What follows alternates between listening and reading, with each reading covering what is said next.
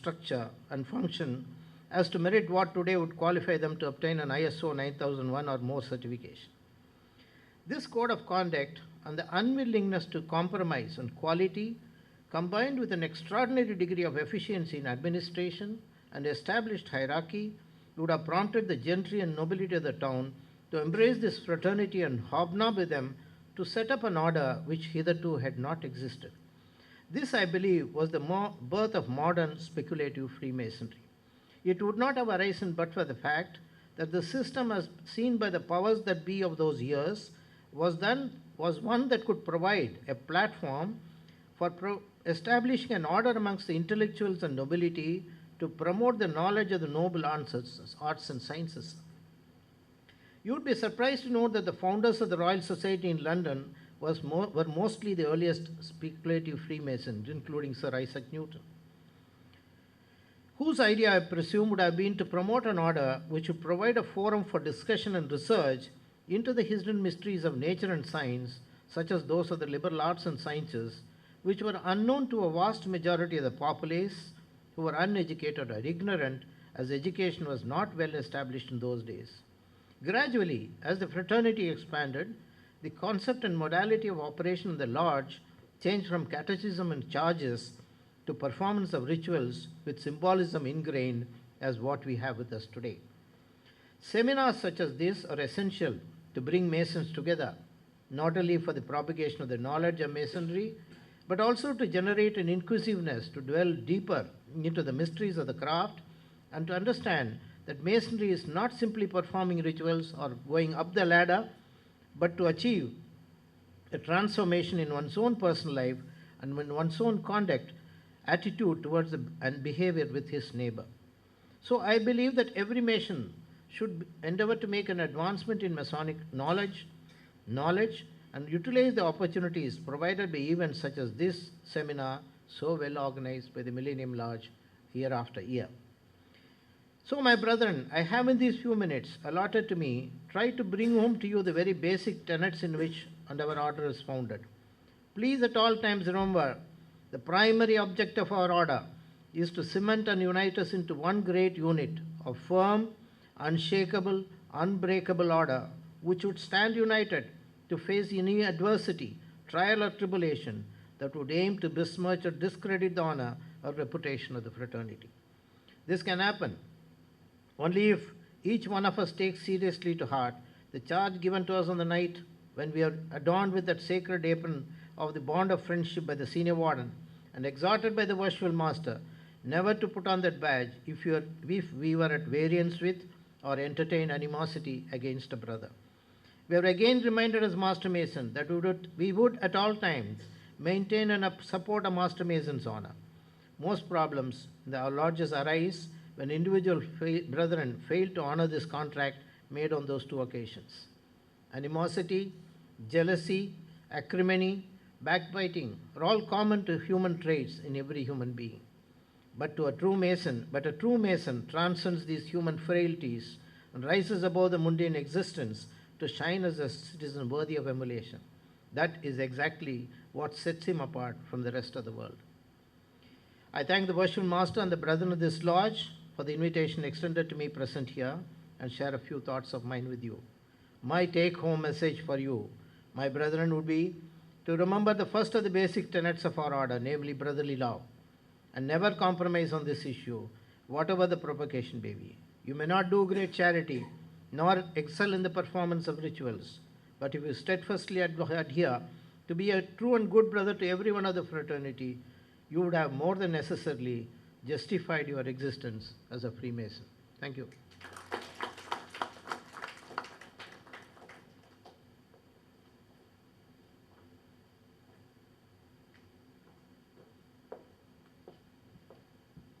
Thank you very much, Doctor. We'll definitely take that home, the message.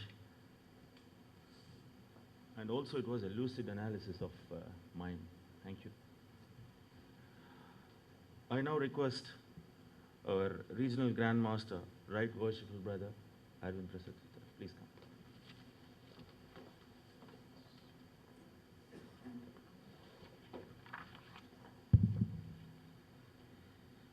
Most worshipful Brother Captain Dr. Balram Vishwakumar, Right Worshipful, the Regional Grand Master of Eastern India, of course.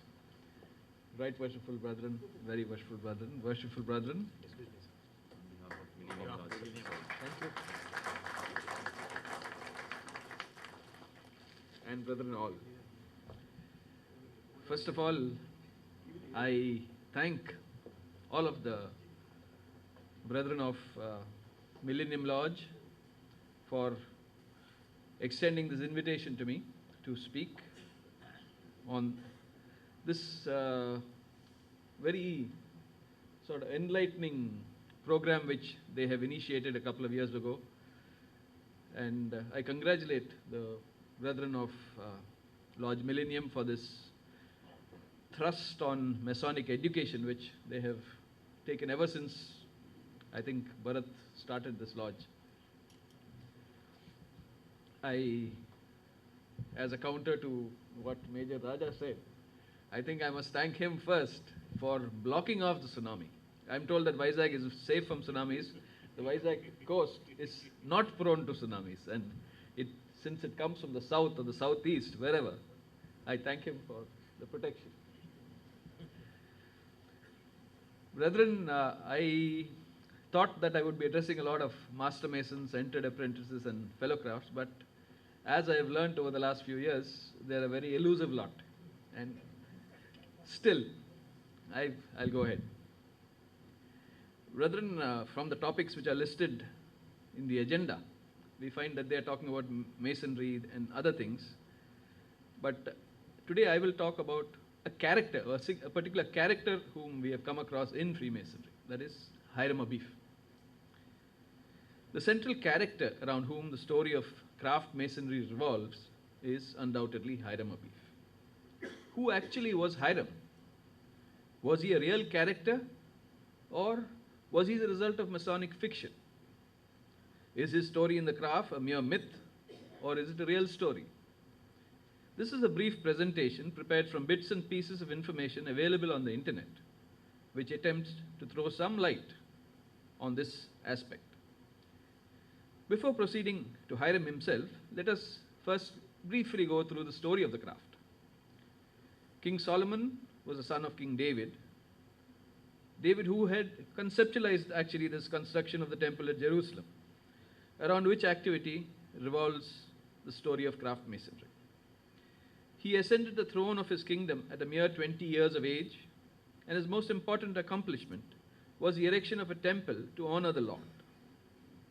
Prior to his death, King David had arranged for all the construction activity in every respect, be it the workmen, the supervisors, the vast resources required in the form of money, materials, and even the explicit directions as to how the work was to be executed.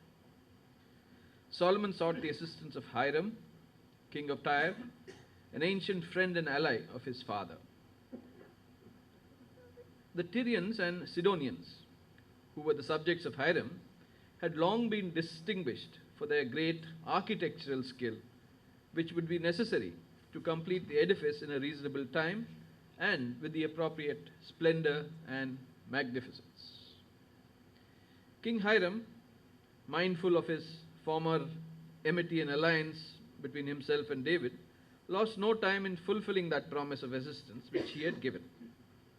In addition to all this, he sent him a far more important gift than either men or materials in the form of an able architect, whom he called a curious and cunning workman, whose skill and experience were to be exercised in superintending the labors of the craft and in adorning and beautifying the temple. His name, as you all know, was Hiram Abif. Hiram Abif was entrusted with the general superintendence of the building, and ultimately the building was finished 7.5 years after it commenced. According to Masonic folklore, a martyr to fidelity and honor, his memory has been held sacred by the craft. Yet, historically, there is very little known of him.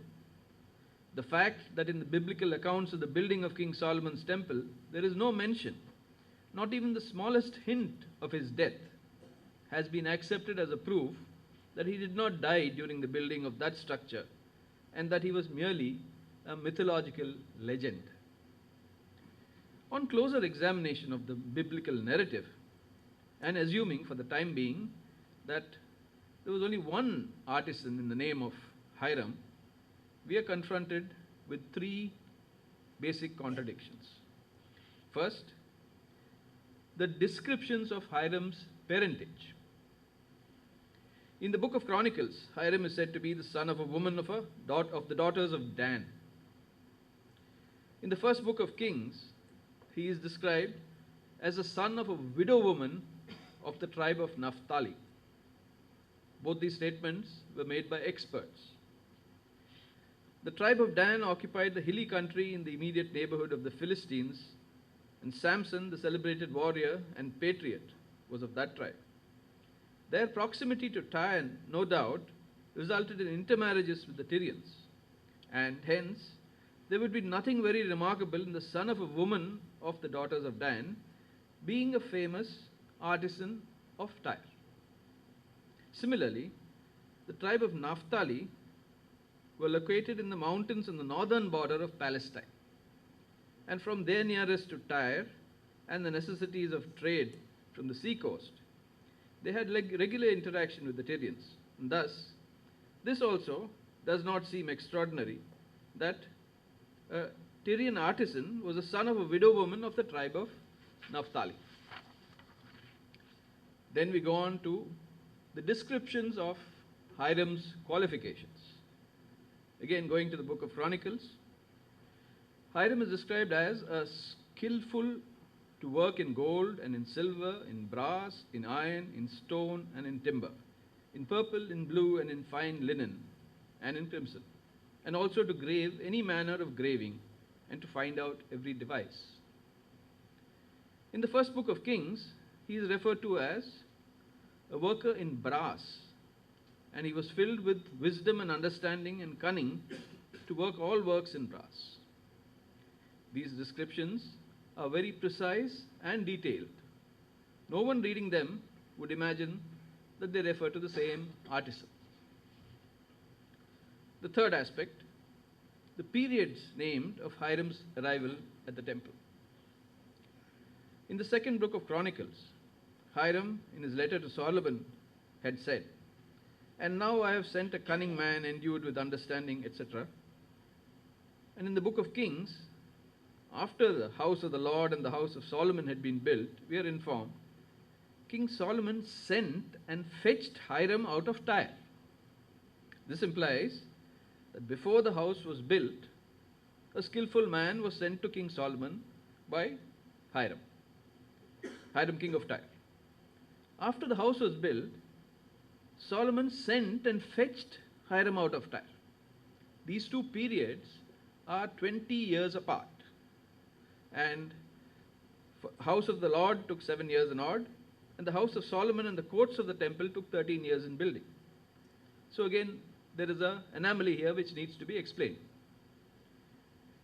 Again, going back to the first book of Kings, it is quoted, "So he built the house and finished it." And in another verse, the narrative goes on to say, "So Solomon built the house and finished it." Verse 22 says, "And the whole house he overlaid with gold, and until he had finished all the house. And in the 11th year, in the month of Bul, which is the 8th month, was the house finished throughout all the parts thereof, and according to all the fashion of it." Even after that, the temple was still far from being completed.